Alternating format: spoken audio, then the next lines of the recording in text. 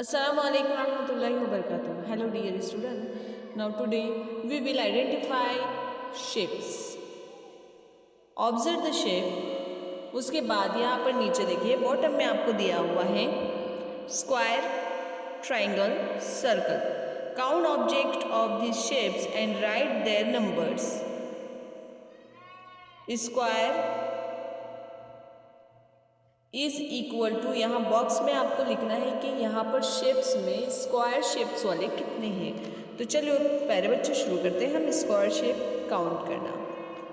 Okay, 1 2 3 and 4, 5 6 7 8 9 10 11 12 13 14 15 16 17 18 19 20.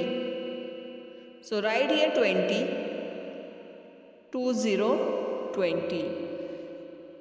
Triangle 1 2 3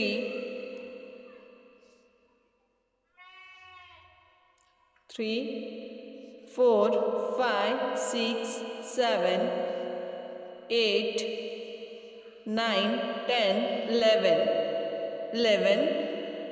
Write here 11 and circle 1 2 3 4 5 6 7 8 9 and 10. 10 10.